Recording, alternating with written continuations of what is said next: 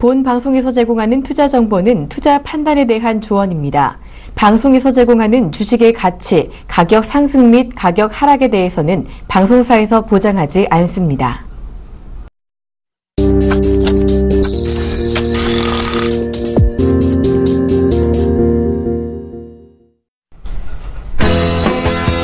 네, 시청자 여러분 안녕하십니까? 대박플러스의 권혜인입니다. 저희 대박플러스에선 매일 저녁 7시부터 1시간 동안 국내 최고의 주식 전문가들의 관심 종목과 기법 강의를 만나보실 수 있습니다. 오늘도 도움 말씀 주실 두 분 모셨습니다. 김태훈 한용희 전문가님 모셨습니다. 안녕하세요. 안녕하세요. 안녕하세요. 네, 이 두 분 모시고 첫 순서로 오늘의 마감 시황 살펴봅니다. 외국인과 기관의 동반 매도세에 코스피 지수가 1960선으로 후퇴했습니다. 올 코스피 지수는 전일 대비 16.23포인트 하락한 1962.74의 장을 마감했습니다. 장 초반 약세 출발한 지수는 외국인과 기관이 순매도 규모를 늘리면서 점차 낙폭을 키웠습니다. 업종별로는 전기전자, 화학, 전기가스업 등이 약세를 보였고 코스피 시총 상위 종목 중 대장주인 삼성전자가 3.14% 하락한 것을 비롯하여 아모레퍼시픽, LG화학 등이 내렸습니다. 코스닥 지수 역시 전날보다 1.28포인트 하락한 695.70의 거래를 마쳤습니다.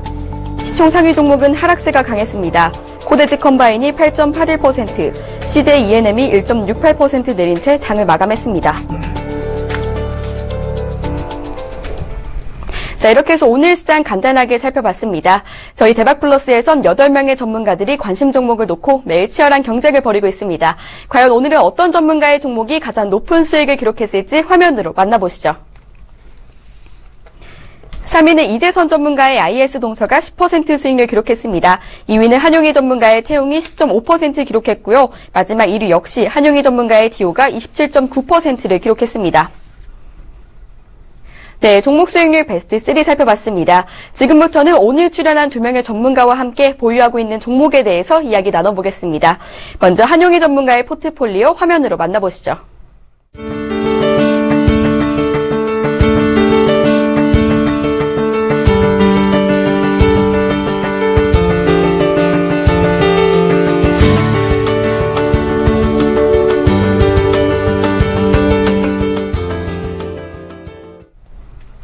네, 먼저 한용희 전문가님, 오늘 역시 종목 수익률 베스트 3 1, 2등을 차지하셨습니다.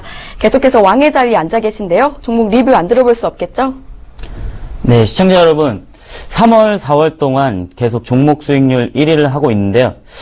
제가 한 가지 바라는 점이 있습니다. 시청자 여러분이 이런 종목 꼭 잡으셨으면 좋겠다라고 말씀드리고 싶어요. 이런 종목들 잡으셨으면 여러분들 계좌 좀 붉은색으로 가지 않았을까라고 생각하면서 오늘 1위 종목부터 한번 리뷰하면서 살펴보도록 하겠습니다. 먼저 화면 보시면요. 디오라는 종목이죠.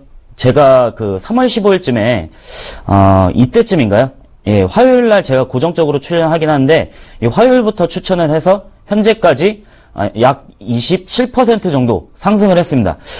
제가 무료 방송 참여하신 분들은 아실 거예요. 제가 무료 방송에서, 어제였죠. 어제 제가 10%가 넘어가면은 분명히 매도하라고 말씀드렸는데 제 무료 방송 참여하신 분들은 이 부분에서 분명히 매도를 하셨을 거예요.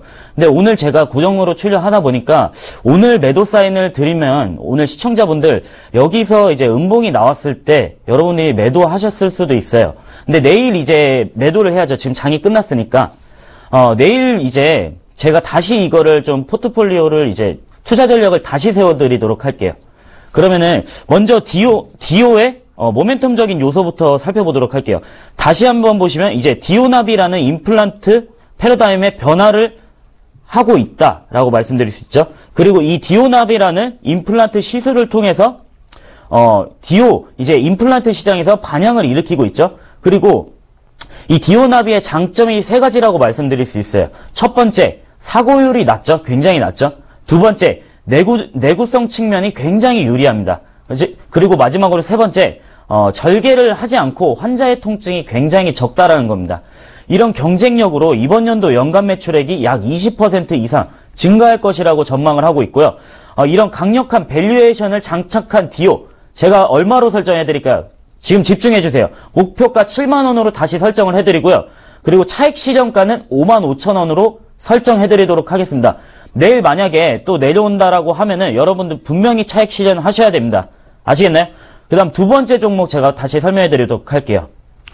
대우건설이죠. 대우건설 좀 아쉽게 손절이 났습니다. 손절이 났는데 여러분들 손절을 할 때는 냉철하게 하셔야 된다라고 말씀드릴 수 있어요. 21선을 후퇴하는 기준으로 잡았고 손절을 분명히 21선 후퇴하고 나서 어제였죠. 4일에 분명히 매도를 했습니다. 내일 장이 열리는데 내일에 이제 오늘 손절 못 하신 분들은 내일 다시 손절을 하시기를 제가 제시해 드리겠고요. 마지막으로 이제 태웅이라는 종목이 또 있어요. 태웅도 역시 10% 정도 수익이 나고 있는 구간이죠. 지금 태웅 역시나 풍력 발전주로서 굉장히 좋은 흐름을 보이고 있다라고 말씀드릴 수 있어요. 자세한 설명은 제가 그 전에 방송했던 거를 좀 참고하시면 좋을 것 같고요. 뭐 궁금하시다라고 하면은 그 우측 상단에 전화번호로 주셔가지고 무료 방송 참여하시는 분 꼭 보셨으면 좋겠습니다. 그러면은 저는 여기까지 종목 3가지 리뷰 마치도록 하겠습니다. 네, 계속해서 김태훈 전문가의 포트폴리오 화면으로 만나보시죠.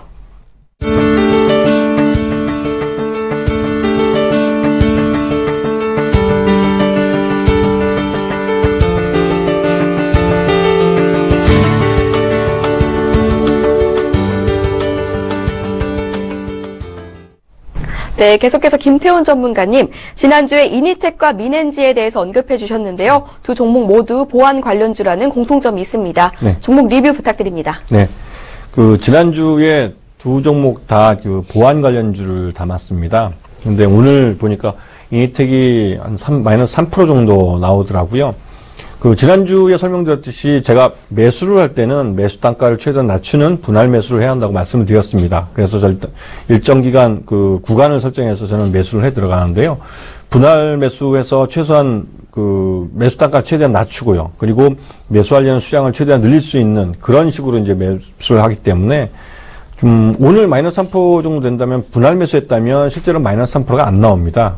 그리고 이니텍은 말 그대로 이제 K뱅크라는 인터넷 뱅크에 들어가는 보안을 담당하는 회사고요. KT가 모회사입니다. 그러다 보니까 이 인터넷 뱅크 사업을 시작하기 전에 먼저 보안에 대한 투자가 이루어지기 때문에 먼저 이 이니텍의 실적이 좋아질 가능성이 큽니다. 그리고 그렇기 때문에 이니텍은 지난번에 말씀드린 것처럼 목표가 12,000원, 그리고 손절가가 6,000원은 그대로 유지를 하고요. 민엔지 같은 경우는 이 회사는 이제 보안주 관련 중에서도 이제 사업이 진행된 다음에 휴대폰 기반의 본인 인증 서비스를 하고 있고 각종 이런 보안을 하고 있기 때문에요. 이 인터넷 뱅킹이 시작한 이후에 실제 영업하는 과정에서 실적이 더 좋아질 회사입니다. 그래서 지난번과 같이 이 관심을 가져야 되는 이유는 지난 방송에서도 자세히 나왔고요. 지금 현재도 목표가는 45,000원, 그다음에 손절가는 25,000원 그대로 유지하도록 하겠습니다. 네, 두 전문가의 관심 종목들 간단하게 살펴봤습니다. 계속해서 오늘의 첫 번째 기법 강의는 어떤 분이 준비하고 계신지 화면으로 만나보시죠. 오늘의 첫 번째 기법 강의는 기본부터 실전까지 매매 기법의 노하우를 알려드리는 한용희 전문가입니다.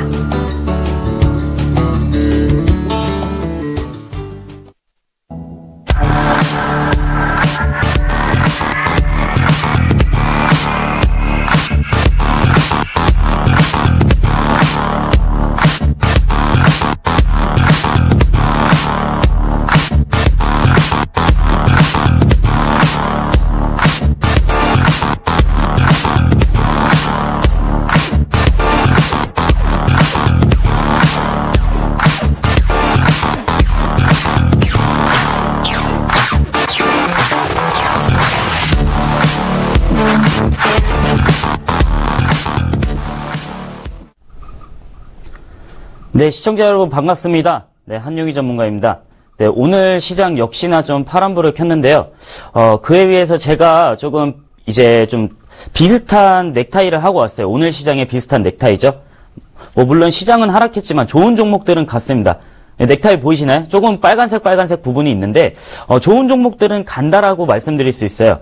여러분들이 제가 항상 말씀드리죠. 전에 있었던 부분이나 오늘 하는 강의에 대해서 꼭 공부하시고 자료 강의 다운받으시면은 여러분들이 하락장 속에서도 좀 빨갛게 물들일 수 있다라고 말씀드릴 수 있어요. 아시겠죠? 그래서 오늘도 제가 드리는 강의에 대해서 좀 펜과 종이를 지참하시고 집중해 주셨으면 좋겠습니다. 그럼 강의 시작하도록 할게요. 먼저 오늘은 그 기술적 분석에 대해서 말씀을 드리고 싶습니다. 기술적 분석 굉장히 익숙하죠? 제가 저번에 어떤 거 설명해 드렸죠? 바로 패턴 분석 그때 서양식 패턴 분석을 설명해 드렸어요. 그때는 뭐 삼각형 패턴이라고 해서 뭐 이렇게 주가가 뭐 이렇게 왔다 갔다 했다가 상승하거나 하락하면은 목표 주가를 설정할 수가 있다라고 말씀드렸었죠. 기억나시나요? 이 부분도 굉장히 중요했어요. 근데 다른 부분도 굉장히 중요하다라고 여기는 게 오늘은 이거를 한번 배워볼 거예요. 추세 분석이죠. 우리 추세라고 굉장히 많이 들어보셨을 거예요. 뭐 어떤 추세다, 상향 추세다, 하향 추세다라고 많이 말씀을 들어보셨을 것 같은데 오늘은 이 추세 분석에 대해서 이동평균선, 저항선, 지지선에 대해서 한번 알아보도록 하겠습니다. 그러면은 추세란 어떤 것일까? 라고부터 사전적인 의미부터 알아보도록 할게요. 우리 추세란 어떤 것인가요? 여러분들이 생각하는 추세란 쉽죠? 똑같습니다. 제가 생각하는 거랑 여러분들이 생각하는 추세랑 똑같습니다. 어떤 거냐? 어떠한 현상이 일정 방향으로 나아가는 경향이죠? 조금 내가 생각하면서 상상하면서 이미지가 좀 나오시나요? 내가 차트상으로 그리면서 어떤 추세가 그려지네? 어떤 추세가 그려지네? 좀 상상이 가시나요? 그리고 어떤 세력 있는 사람을 붙여차서 따라간다는 겁니다. 우리 차트상에 보시면 추세가 형성이 될 때 어떻게 보면은 추세가 왔다 갔다 하면서 어떻게 가격이 설정이 되게 됩니다. 이때 세력을 쫓는 사람들이 있고 이 가격을 형성하는 사람이 있게 됩니다. 그때 이제 추세가 또 형성이 되고요. 그리고 가장 중요한 게 이제 추세는 한번 형성이 된다라고 하면은 상당 기간 동안 지속이 된다라는 겁니다. 그래서 여러분들이 좀 이렇게 자세히 보시면요. 제가 좀 이따 설명해 드리겠지만, 목표 주가도 설정할 수 있고, 여러분들이 차트상에서 추세선을 그어보시면은 내가 어느 부분까지 목표 주가를 잡을 수 있겠구나, 이 종목에 대해서 어느 주가까지는 갈 수 있겠구나라고 아시니까 꼭 집중하시길 바랄게요. 그럼 추세 분석의 종류에 대해서 좀 알아보겠습니다. 먼저 4가지가 있죠. 지지선, 먼저 첫 번째 지지선이 있고, 저항선, 추세선, 이평선이 있죠. 많이 들어봤는데 이미지는 잘 생각이 안 나네? 라고 하시는 분들, 제가 잠깐 설명해 드릴게요. 뭐 주가가 캔들이 이렇게 있어요. 캔들이 이렇게 있는데, 지지선은 어딜까요? 쉽죠? 지지한다라는 거죠. 네, 저항선은 어디겠어요? 위에죠. 많이 아실 거예요, 이거는. 그리고 추세는 주가의 방향성이 추이된다는 점입니다. 뭐 상승이면은 이렇게 된다라는 거죠. 그리고 이평선은 우리가 흔히 알고 있는 뭐 5일평선, 21일평선, 뭐 60일, 장기로는 120일까지 뭐 이런 거를 가지고 기준점으로 가져가시는 부분인데 뭐 골든크로스나 데드크로스나 이런 부분이 이평선이라는 거예요. 그럼 다음 화면 한번 보실게요. 추세 분석을 좀 자세하게 봐볼게요. 먼저 캡 익숙하시죠? 제가 전에 말씀드린 강의드린 내용입니다. 갭은 분명히 아셔야 돼요. 그때 좀 심화드리고 무료 방송에서도 좀 심화돼서 말씀드렸어요. 이 갭에 대해서. 강의 들으신 분들은 꼭 그리고 자료 다운 받고 싶다고 많이 전화들 주셨는데 이 갭에 대해서 아직까지 자료 드리니까요. 전화 주셔가지고 분명히 다운 받으세요. 여러분들의 계좌 분명히 붉은색으로 갈 수 있을 겁니다. 그리고 갭은 설명드렸으니까 이건 좀 생략하도록 할게요. 그리고 반전이는 뭐예요? 반전은 말 그대로 추세의 반전이 일어나는 날이에요. 되돌림 또한 똑같아요. 되돌림 또한 어떠한 주가를 되돌린다는 거예요. 그럼 다시 다음 한번 봐볼게요. 그럼 우리 자세하게 지지와 저항선에 대해서 좀 자세하게 알아볼게요. 뭐 앞서 말씀드린 지지와 저항선에 대해서는 너무 간단하게 설명드렸으니까 이번엔 좀 핵심적으로 보자고요. 좀 집중해서. 목표 주가 설정이 가능하죠. 목표 주가 설정. 지지와 저항선으로 목표 주가가 설정이 가능한가? 어떻게 설정이 가능하지? 이따가 제가 그림으로 설명해 드릴 텐데 이렇게 저항선이 있고 지지선이 있다 보면은 이렇게 횡보 구간에서 내가 어느 정도로 목표로 잡아야 될지가 나옵니다. 그렇죠? 여러분들 대충 차트상에서 보시면은 횡보 장세에 있는 주가들은 항상 어떻게 보면 목표 주가를 잡을 수 있어요. 이런 부분은 좀 후행적이지만 제가 패턴 부분에서 말씀드렸다시피 후행성을 좀 갖다 붙여서 이제 선행으로 만들면 어느 정도 확률이 나온다라고 말씀드렸어요. 아시겠죠? 그리고 추세의 지속과 추세 반전이 파악 가능하다는 점입니다. 추세가 만약에 상향 추세를 그려볼게요. 좀 지우고 갈게요. 깔끔하게. 상향 추세가 있습니다. 그러면은 내가 주가가 이렇게 왔다 갔다 해요. 그러면은 내가 계속 이렇게 추세가 한번 형성이 된다라고 하면 오랜 기간 동안 형성이 된다라고 말씀드렸었죠? 그러면은 오랜 기간 동안에 이 추세가 내가 파악이 가능하다라는 점이에요. 반대로 추세 반전도 똑같죠?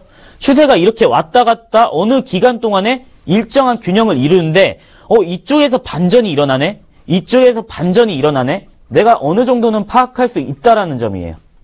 그리고 마지막으로 추세의 파악에 따른 매매 전략을 활용할 수 있습니다. 이게 무슨 말이냐?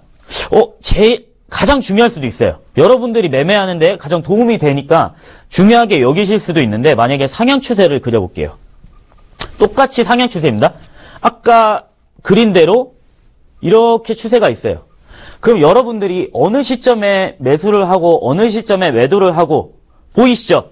이렇게 하면 보이셔야 돼요. 이제 이 시점에 매수를 하고 이 시점에 매도하고 이 시점에 매수하고 이 시점에 매도하고 어느 정도 이해 가시죠? 이제 그래서 이렇게 여러분들이 추세 파악에 따른 매매 전략을 활용할 수가 있다는 겁니다. 내가 어느 구간에서 매수를 편입을 해야 되고 어느 구간에서 매도를 편입해야 되고.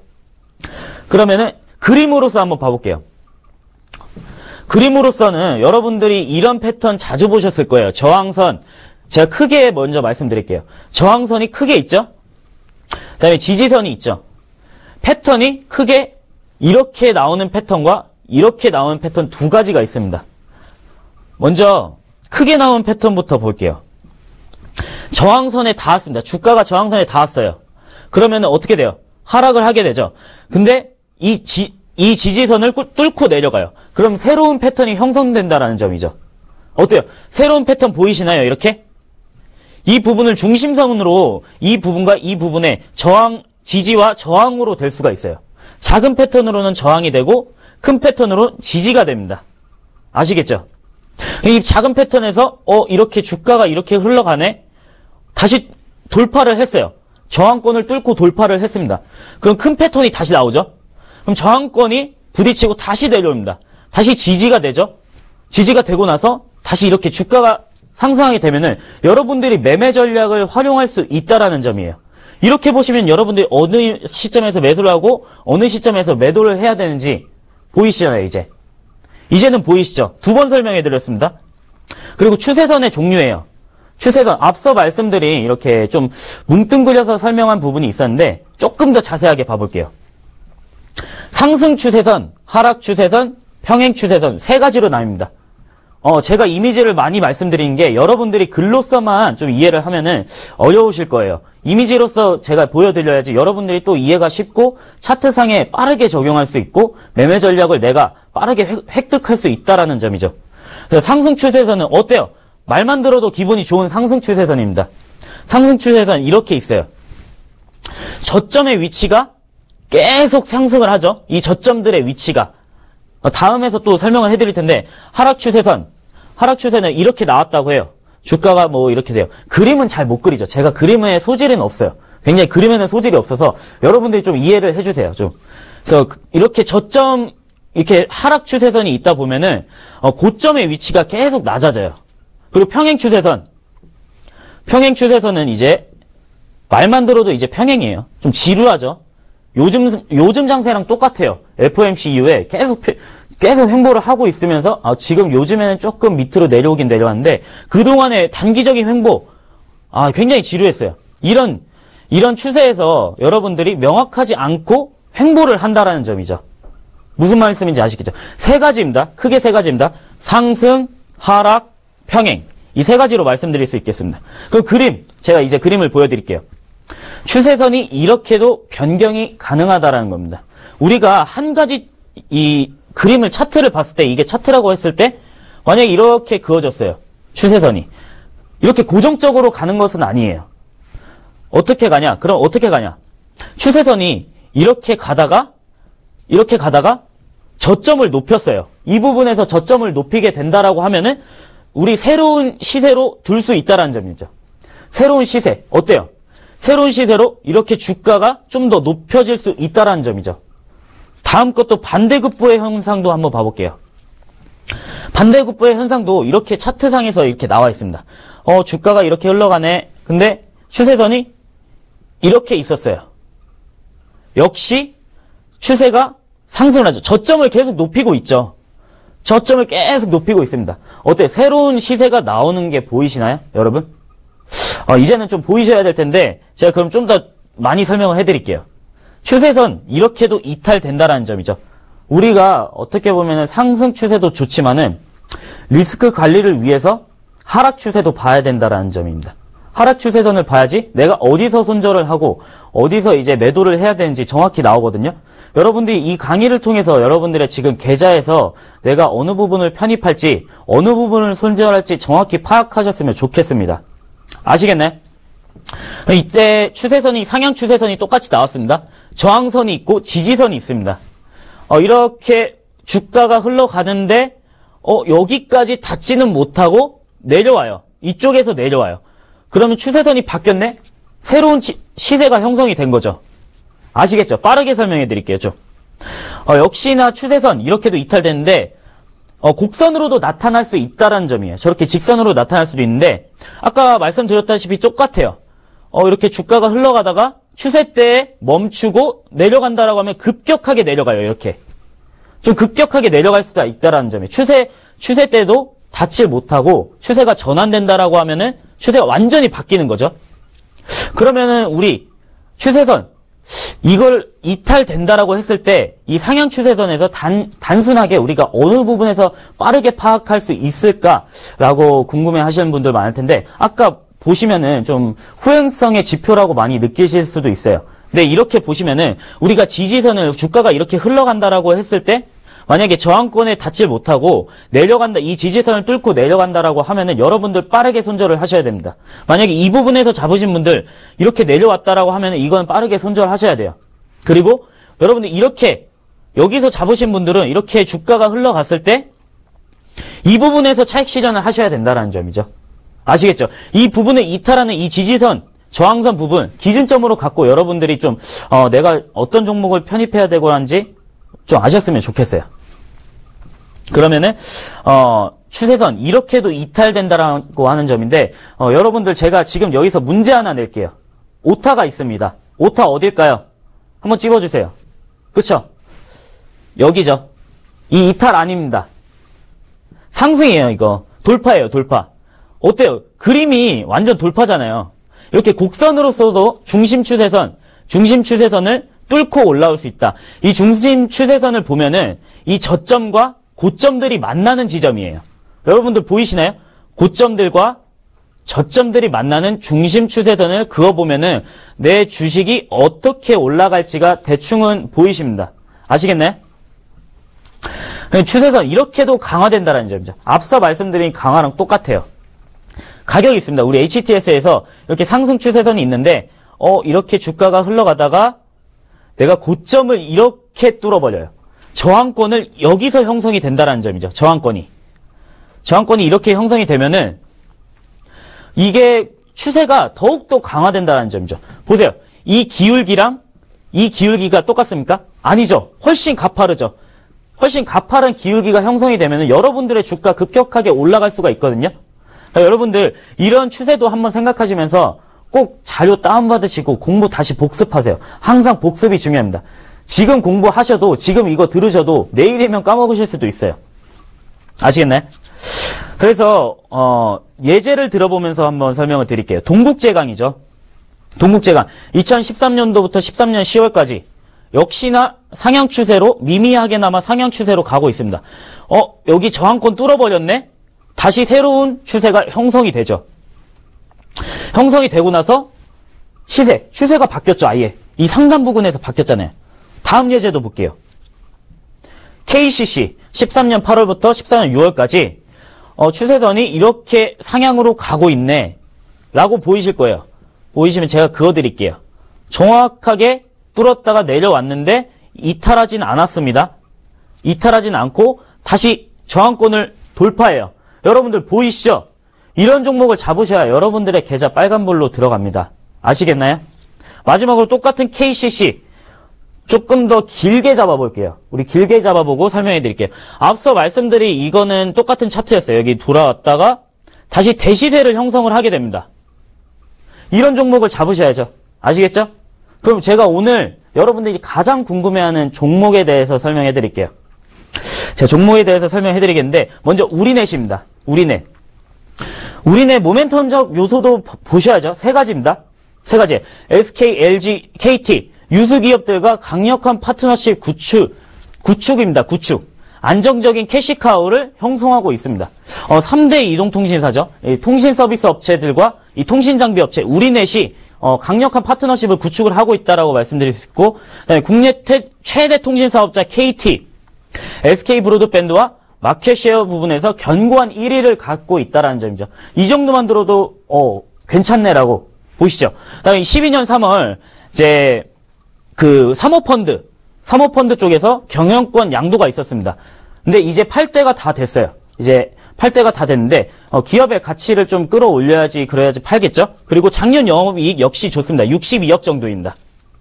그럼 차트상으로 제가 목표가 7,500원 설정해드리겠고 손절가 5,600원 설정해드리면서 여러분들 꼭 가져가셨으면 좋겠습니다. 그리고 이것만 설명해드리면 좀 아쉽겠죠. 역시나 CJ 헬로비전 좋은 흐름 나오고 있습니다. 인수합병으로서 굉장히 이슈가 많이 되고 있는 종목인데 가장 큰 이슈는 이제 SK그룹 편입 시 SK텔레콤과 SK브로드밴드의 시너지가 폭발적이라는 겁니다. 이것만 해도 이거 CJ 헬로비전을 가져갈 수 있다라는 점이에요, 여러분이. 그 M&A 이후에 규모의 경제로서 수익이 호전된다라는 점이죠. 이 정도만 봐도 여러분들 어때요? 괜찮잖아요. 그럼 차트상으로 볼게요. CJ 헬로비전 목표가 전고점 15,000원이었으면 지금 화면상에는 나오진 않지만 15,000원 설정해드리고 손절가 12,500원으로 설정해드리도록 하겠습니다. 그럼 마지막으로 제가 그 서울경제 대박플러스에서 이제 1위를 했었는데 어제 기준으로 차트로 38% 네, 나왔습니다. 그 후속주를 좀 오늘 설명해드릴까 하는데 여러분들 무료 방송에서 제가 잠시 후 9시에 공개를 해드릴 거예요. 네, 여러분들 꼭 오셔가지고 이 1위 디오 관련돼서 38% 수익 가져가실 수 있는 후속주를 여러분들이 있다. 잠시 후 이제 1시간 조금 지나고 나서 여러분들이 가져가실 수 있다라고 말씀드릴 수 있습니다. 그럼 저는 여기서 강의 마치도록 하겠고요. 오늘 무료 방송 꼭 참여해 주시길 바라겠습니다. 감사합니다.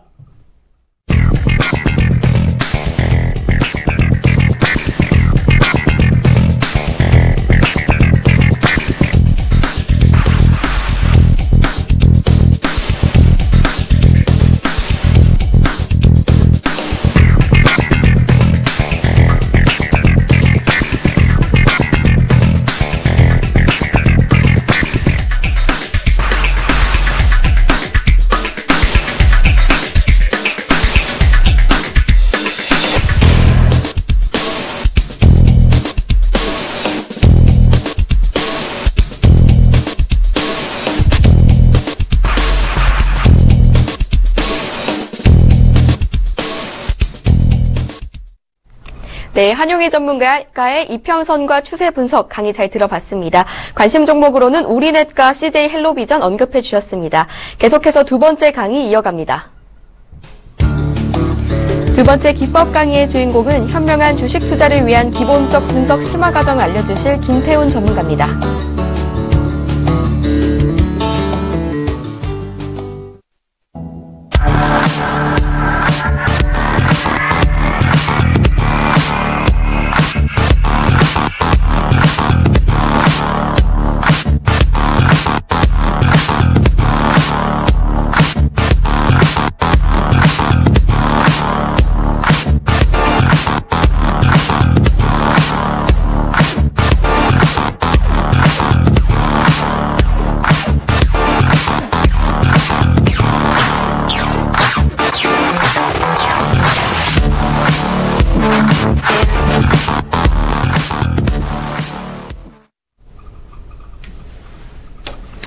안녕하세요.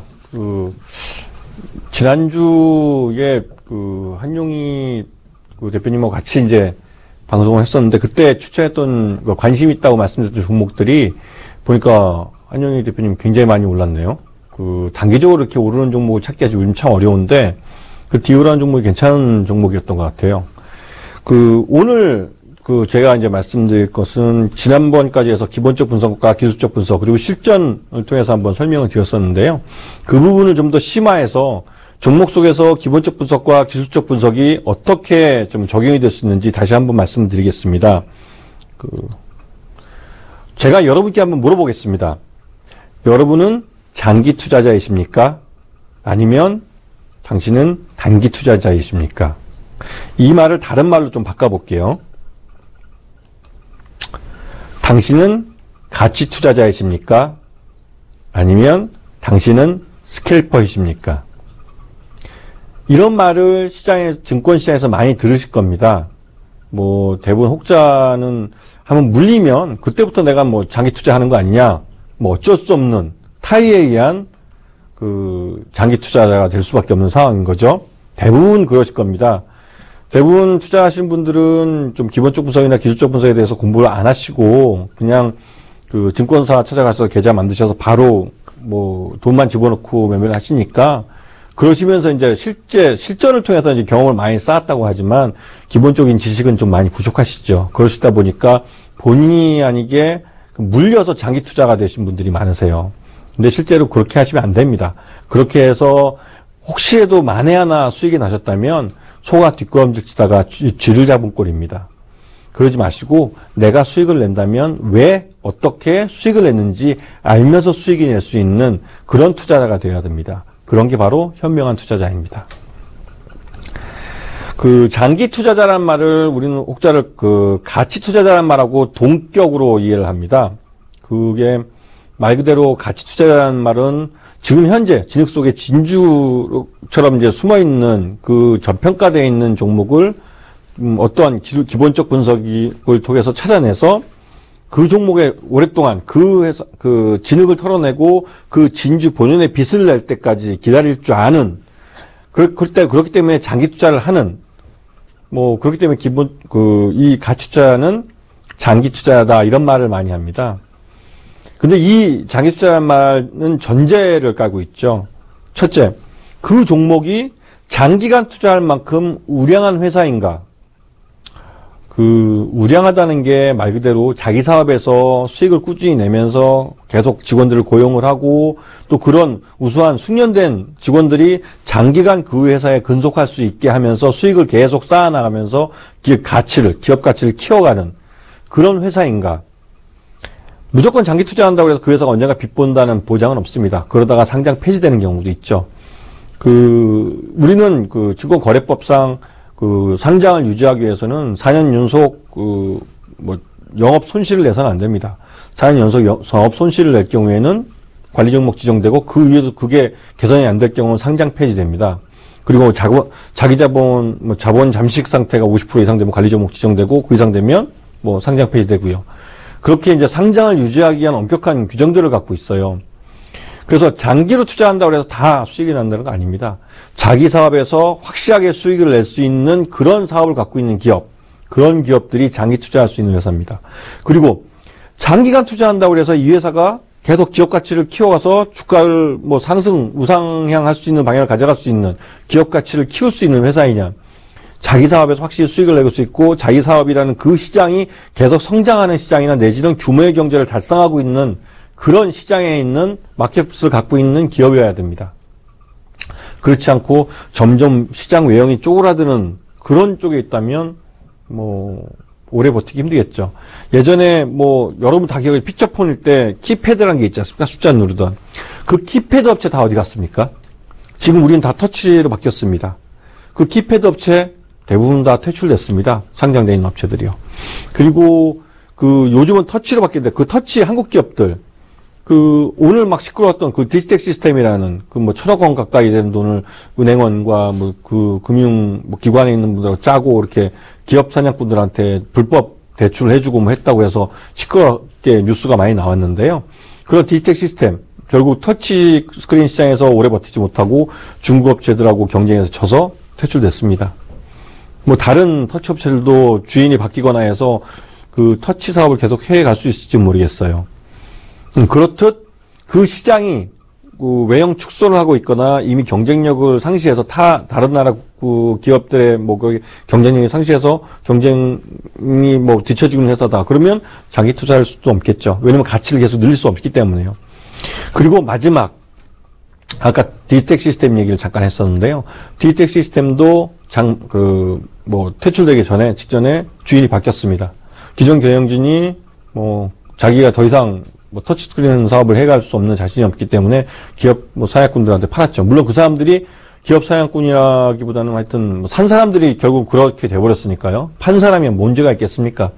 자기가 그 사업, 디지텍 시스템은 회사를 더 이상 하기 어려워서 포기를 한 거고, 또 그거는 벤처기업을 경영하는 사람들이 그렇다고 해서 도덕적으로 비난받을 일은 아니라고 생각됩니다. 왜냐면 그 나름대로 그 작은 회사를 키워서 그 큰 회사를 만드는 데는 그 사람은 젊음을 다 바친 거니까요. 거기에 대한 보상은 반드시 받아야 됩니다. 근데 디지텍 시스템이라는 회사를 받아서 하신 분들은 기업 사냥꾼으로 돼서 그건 부도덕한 짓이죠. 거기에 투자해서 손해보시고 피해를 보신 분들이 아직도 계시니까요. 그런 일 때문에도 그 경영진에 대해서 반드시 확인을 하셔야 됩니다. 경영진들이 과거에 어떤 사업을 해왔고 어떻게 회사를 키워왔는지 스토리를, 그러니까 기본적 분석을 하시면서 검토해 보시는 게 안전한 투자를 하실 수 있고 향후에 수익을 낼 수 있는 투자를 하실 수 있는 겁니다. 그리고 다음 넘어가서 그러면 단기 투자자, 그 스캘퍼, 동일어는 아닙니다. 단기 투자라는 건 짧게 매매해서 그냥 빨리 승부를 내고 수익을 갖고 나오겠다는 거고, 스캘퍼는 진짜 하루 만에 그냥 매매를 정리하고 1시간 안에 매매를 하는 거 초단타 매매하시는 분들을 얘기하는 건데요. 이런 단기 투자나 스캘퍼마저도 알고 있어야 될 게, 이 거래정지, 상장 폐지 이런 사유가 발생하지 않을 우량주를 대상으로 해야 한다는 겁니다. 왜냐면 막 하다 보면 하루에 어떤 때 거리랑 터지고 움직이는 큰 놈들이 있어요. 그런 종목들에 대해서 무턱대고 들어가시는 분들이 있거든요. 근데 황당한 경우가 있습니다. 3월달, 지난달 같은 경우하고, 그 다음에 8월달 같은 경우, 이제 온기와 반기 실적이, 12월 결산법인들의 실적이 나올 텐데요. 감사보고서 제출 못하면 상장 폐지되는 거 아시죠? 요번에 비슷한 현상이 벌어졌습니다. 실적이 나쁘거나 이런 것들은 예고가 되지만, 감사보고서를 못 내는 건 그 이벤트적으로 아주 급박한 어떤 일이 발생한 거거든요. 그런 것도 하루에 변동성이 크고만 해서 잘 움직이다가 덜컥 들어갔다가, 갑자기 거래정지되고 또 향후에 상장 폐지라는 말까지 나오는 경우도 있습니다. 그런 종목이 있어요. 우리 요번에도 3월달에도 그런 종목이 발생했었고요. 그래서 이 스캘퍼 단기 투자의 대상 종목은 거래정지나 상장 폐지 사유가 없을 종목이어야 되고요. 두 번째는 아까 말씀드렸듯이 일 거래량이 많아야 됩니다. 하루에 10만 주도 거래 안 되는 종목을 갖고 하긴 좀 어렵겠죠. 그리고 하루 일 변동폭이 크다는 거. 그러니까 하루에 움직이는 게 1%도 안 되는 사이에서 벌어지고 거래량도 10만 주도 안 되는 거 갖고 단타를 칠 수는 없습니다. 그러다 보니 하루 변동폭도 크고 한 100만 주 정도 이상 거래되고, 그 다음에 하루에 변동폭이 10% 이상 나와주는 것들이 거기서 그다음에 2, 3% 먹을 게 있기 때문에 그 단기 투자하시거나 스캘퍼 하시는 분은 그런 종목에 뛰어들어서 수익을 내려고 합니다. 굉장히 경험 많으시고 나름대로 이 스캘퍼에 대해 경험이 많으신 분들만 가능하신 거죠. 그럼에도 불구하고 상승 패턴을 그리는 종목, 상승하고 있는 종목에 뛰어들었을 때 수익을 낼 수 있는 겁니다. 하락하고 있는 종목에다가 그렇게 뛰어들었다가는 100이면 100점 100패 됩니다. 다음 종목에서 제가 한번 말씀을 드릴게요. 이 사막 콘덴서라는 종목인데요. 요즘 전기자동차 때문에 굉장히 시끄럽죠. 그 시끄럽다기보다는 시장이 핫해졌습니다. 미국의 그 테슬라라는 그 전기자동차 업체가 기존에 나오던 자기들 모델 1, 2라는 그 기존 전기자동차하고 다르게 모델 3라는 보급형 전기차를 내놨는데요. 가격이 반값밖에 안 됩니다. 기존 제품에. 반값밖에 안 되니까 그 지금 현행 자동차, 그 승용차랑 가격이 비슷하게 나온 거죠. 그러니까 벌써 예약 판매가 29만 대, 2만 9천 대가 넘고 하루에 그렇게 굉장히 예약 주문이 많이 들어온다고 진짜 슈댓말로 대박을 쳤다라고 얘기합니다. 이 테슬라가 이렇게 되면서 전기 자동차의 시대가 진짜 내일 모레에도 도래할 것 같은, 왜냐면 그 모델 3라는 게 다 내년부터 이제 그 가정에 배달이 된답니다. 그래서 그 전기 자동차 굉장히 가까이 왔거든요. 이 전기 자동차는 미국에서는 테슬라고 그 중국에서는 BYD, BYD라고 그 워런 버핏이 투자를 하는 회사로 유명합니다. 그 중국이 전기 자동차가 굉장히 발전되어 있다고 하면 좀 의아하실 거예요. 아시다시피 중국은 스모그가 장난 아닙니다. 제가 2년 전인가 베이징에 한번 가족들과 놀러 간 적이 있는데요. 한번 그때 저녁 시간이 되니까 하늘에서 검은 게 스물스물 내려오더라고요. 그 스모그가 내려오는 게 눈으로 보일 정도로 중국은 환경 문제가 굉장히 심각해요. 그러다 보니 중국 정부에서도 전기 자동차에는 보조금을 주고, 그러니까 이런 배기가스가 나오는 것들이 좀 친환경적인 그런 전기 자동차에 굉장히 지원을 많이 해주는 거죠. 그 여담이지만 중국은 또 웃긴 게 하이브리드에는 보조금을 주지 않습니다. 왜냐면 하이브리드 차의 선진국은 일본이고 한국이기 때문이죠. 자기 경쟁 국가에게는 이익을 줄 수 없다는 거죠. 그런 면에서 지난번에 그 전기버스에 들어가는 배터리, 그 배터리는 그 한국 업체들이 세계 1, 2를 하고 있는데요. 그 한국 업체들이 들어가는 그 한국 배터리에는 보조금을 줄 수 없다라고 해서 지금 문제가 되고 있고, 그 부분을 풀기 위해서 우리 정부 대 정부 간의 협상도 벌어지고 있는 걸로 알고 있습니다. 그런 만큼 이제 중국에서는 전기 자동차가 굉장히 호황인데요. 산화 콘덴서도 전기 자동차에 들어가는 부품인 콘덴서를 납품하는 회사입니다. 이게 디스플레이, 콘덴서라는 게 전자제품이 많이 들어가는데요. 우리 주변에서 보는, 집에서 보는 TV, 그 다음에 냉장고, 다 이게 콘덴서가 들어갑니다. 그런 가정제품에도 들어가고, 전기 자동차에도 콘덴서가 들어갑니다. 이 산화 콘덴서가 작년까지만 해도 디스플레이 쪽에 들어가는 콘덴서로서 수익을 많이 냈어요. 근데 올해 2016년부터는 전기 자동차에 들어가는 전장 쪽으로 수익을 많이 낼 거라고 합니다. 그래서 지금 차트를 딱 보시면 아시겠지만 작년에 2015년도에는 좀 주가가 지지부진했어요. 그래서 제가 빨간 줄 두 줄로 딱 그어놓은 이 분할 매수 구간이라는 이 구간 있지 않습니까? 바로 이 구간이 장기 투자들은 주식을 살 수 있는 장기간 오랫동안 분할해서 매수해서 매수 단가를 최대한 낮추는 이렇게 낮추는 기간이 될 겁니다. 근데 여기서 재미있는 것은 작년 6월 25일 날 공시가 하나 떴습니다. 오영주 회장님이라고 여기 최대 주주십니다. 오영주 회장님께 30만 주를 팔았답니다. 매도 단가가 3,881원이라고 공시가 되어 있는데요. 그 당시에 가장 낮은 가격이었습니다. 최대 주주가 자기 회사 주가도 솔직히 아주 그냥 그 당시에 가장 싼 가격에서 6월 달에 아마 이쯤 될 겁니다. 좀 하락한 이쯤 되는데 이쯤 판 거죠. 가장 낮은 가격에 최대 주주가. 굉장히 손해 보신 겁니다. 왜냐면 지금 주가 봤을 때는 이때 팔아서 11억이라면 이때 팔았으면은 한 30억 그 정도 됐을 테니까요. 근데 최대 주주도 주가는 모르는 겁니다. 근데 그 이후로 보시게 되면 폭스바겐 사태가 요때 9월 달 폭스바겐 사태 아시죠? 배기가스, 디젤 엔진의 배기가스를 조절을 해서, 조작을 한 거죠. 조작을 해서, 수치 조작을 해서, 친환경 자동차라고 해서 판매를 많이 했었는데요. 그게 결국은 거짓말로 밝혀졌죠. 그래서 미국에서는 아주 천문학적인 단위의 불법, 벌금을 부과받았고요. 한 사람당 자동차 그러니까 사가신 분들한테 100만원씩인가? 1000불씩인가를 보상금을 주고 했습니다. 근데 우리나라에서는 폭스바겐이 그렇게 해주는지 모르겠어요. 저도 차를 폭스바겐이 아니라서요. 근데 이때 이 디젤 차에 그런 문제점이 대두되면서 자동차가 가솔린 엔진에서 디젤 엔진, 그 다음에 이 하이브리드로, 그 다음에 전기 자동차로 간다는 이 시나리오가 완전히 수정됐습니다. 이때부터 전기차에 대한 수요가 더 빨리 올 거라는 기대감이 시장에 들어왔고요. 이때부터 이 산화 콘덴서 주가가 오르기 시작합니다. 전체적으로 방향은 N자형으로 이렇게 그리면서 갔지만 결국은 이 가격이 3,4천원 하다 해서 11,000원, 12,000원까지 갔으니까요. 그래서 12월, 거의 6개월, 5개월 만에 이렇게 올랐습니다. 여기 보시게 되면 여기 지금 특별히 제가 색깔을 칠해둔 부분이 두 군데가 있는데요. 이날은 상한가를 쳤습니다. 10월 20날인데요. 그날 신영증권에서 레포트가 나왔습니다. 긍정적인 레포트가 나왔고요. 나오면서 하루 거리가 30% 정도 나오면서 하루 거래량도 500만 주나 터져버렸습니다. 이 정도 되면 하루 변동폭이 30%이기 때문에 충분히 스캐퍼들, 그러니까 하루 단기 투자가 가능한 그런 날입니다. 그리고 이날도 역시 한 18% 좀 되는 거래량, 변동성을 보였기 때문에 이때도 역시 단기 투자를 할 수 있겠죠. 근데 이 기간 놓고 봤을 때 단기 투자할 수 있는 날이 많지는 않습니다. 그래서 단기 투자는 매일매일 하는 것이 아니라 이런 특별한 날, 이런 때만 단기적으로 2, 3%나 짧은 수익률을 보고 뛰어드는 것이고요. 결국은 이때 오랜 기간 동안 분할해서 사신 분들은 결국은 이 기간 동안 기다리면서 이 4,000원에 사서 11,000원, 2,000원에 팔았어도 결국은 100% 이상 수익을 나신 거죠. 이렇게 장기 투자, 가치 투자가들은 큰 수익을 먹을 수 있습니다. 하지만 단기 투자가들은 많아봐야 20%고 20%도 좀 어려울 수도 있고요. 그래서 장기 투자로 가시는 게 훨씬 더 이익일 수 있습니다. 안정적일 수 있고요. 그리고 제가 이런 방식으로 또 한 가지 이제 좀 제가 관심 있게 보는 종목 두 가지 종목을 좀 소개를 해드리겠습니다.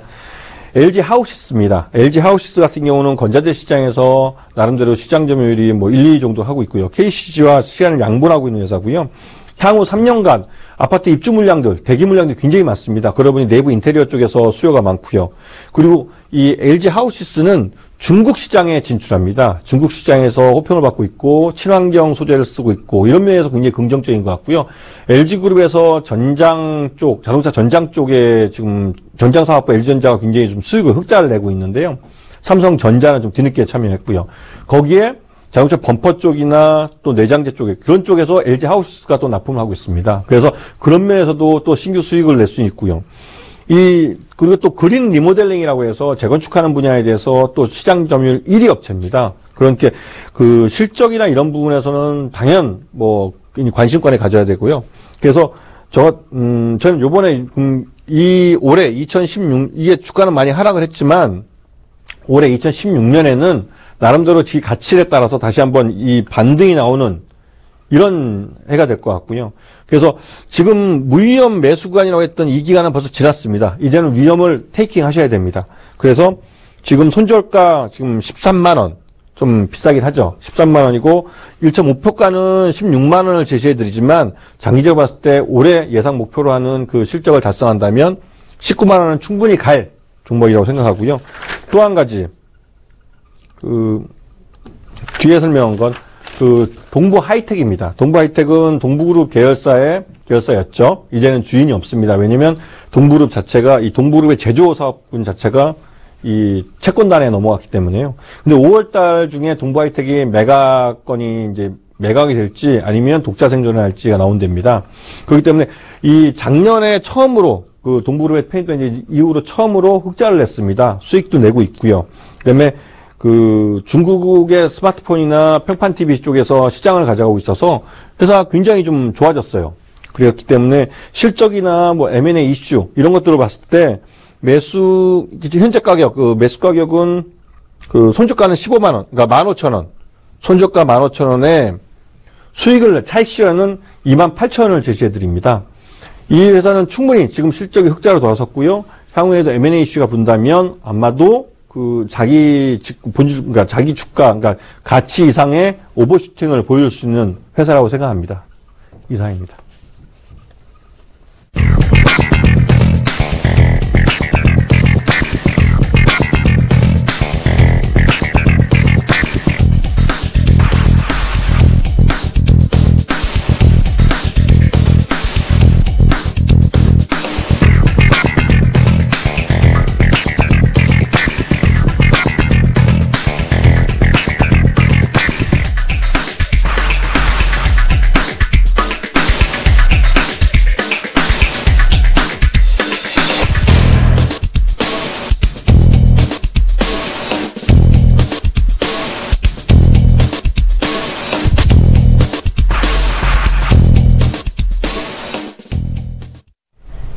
네, 김태훈 전문가의 백투더 베이직 강의 잘 들어봤습니다. 관심 종목으로는 LG 하우시스와 동부 하이텍 언급해 주셨습니다.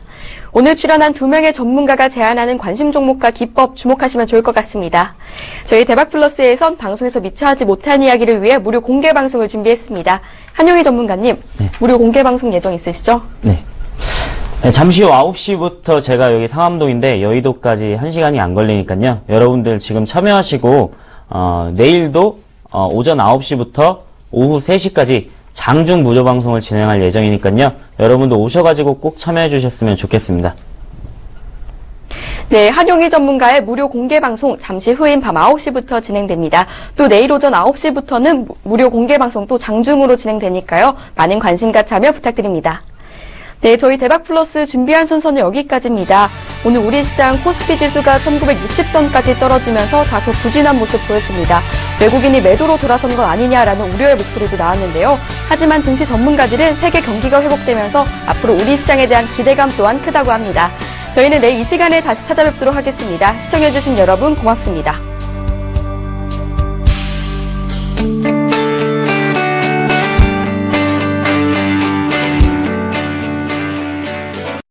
본 방송에서 제공하는 투자 정보는 투자 판단에 대한 조언입니다. 방송에서 제공하는 주식의 가치, 가격 상승 및 가격 하락에 대해서는 방송사에서 보장하지 않습니다.